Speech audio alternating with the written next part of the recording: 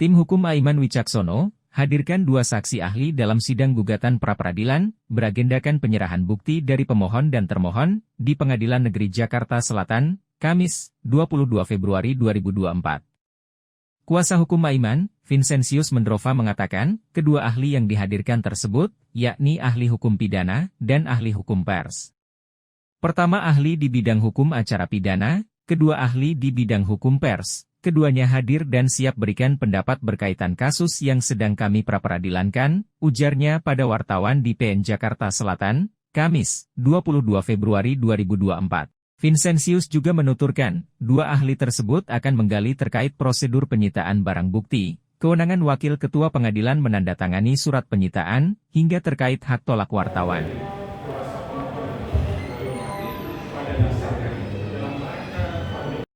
Kalau kemudian sangkaannya adalah 11 ayat 1 ayat 2 dan kemudian pasal 12 ayat 1 ayat 14, maka apa yang dapat disita adalah sesuai dengan konstruksi pasal 14 dari pasal itu. Misalnya, pertama adalah bahwa pasal 14 ayat 1 itu adalah barang siapa dengan sengaja menyebarkan berita bohong, maka untuk itu adalah harus ada bukti tentang berita-berita bohong tadi itu. Jadi barang yang itu adalah berita dari itu. Yang kemudian ada unsur bohongnya. Bagaimana mengukur berita bohong dan berita tidak bohong? Itu kan ada perbandingan. Ini yang bohong, ini yang tidak bohong. Tetapi paling tidak yang kita adalah ada bukti berita bohong tadi itu.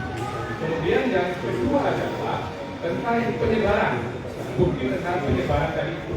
Misalnya alat apa yang sedang menyebarkan. Kemudian media elektronik apa, maka itu barang bukti yang dibawa di sini. Kemudian yang ketiga adalah dapat menimbulkan kewenangan di masyarakat. Dengan demikian adalah harus ada bukti tentang kewenangan di masyarakat. Barang bukti yang menunjukkan tentang adanya kewenangan di masyarakat.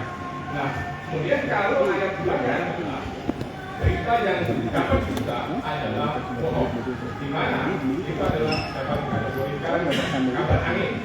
Tetapi ini adalah adanya satu berita yang tidak pasti yang kemudian itu disebarluaskan. Kaitan dari pasal 15 adalah tentang berita yang tidak ditambahi dan dikurangi. Tetapi yang paling utama kuasa pemohon bahwa yang disita tadi adalah barang-barang bukti yang terkait dengan berita yang bohong, kemudian alat untuk menyebarkan, dan kemudian yang ketiga adalah bukti tentang sebuah kewenangan itu.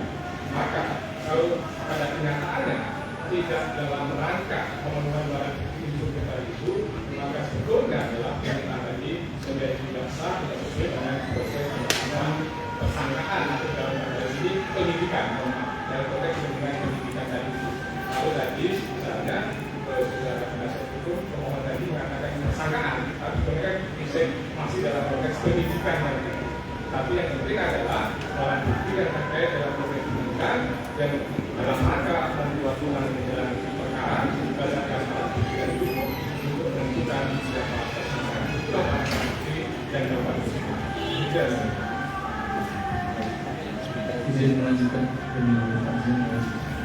saudara ahli, saya ingin merangkum dari beberapa poin-poin penting yang saudara ahli sampaikan kepada kami. Di sini sangat penting. Dari saya runut dari awal bahwa penyitaan adalah Saudara Dr. merangkum. Ini saya lanjutkan pertanyaan dengan saya bertanya. Ini berulang-ulang karena ini diliput oleh media dan media menggunakan. Ini ada menarik.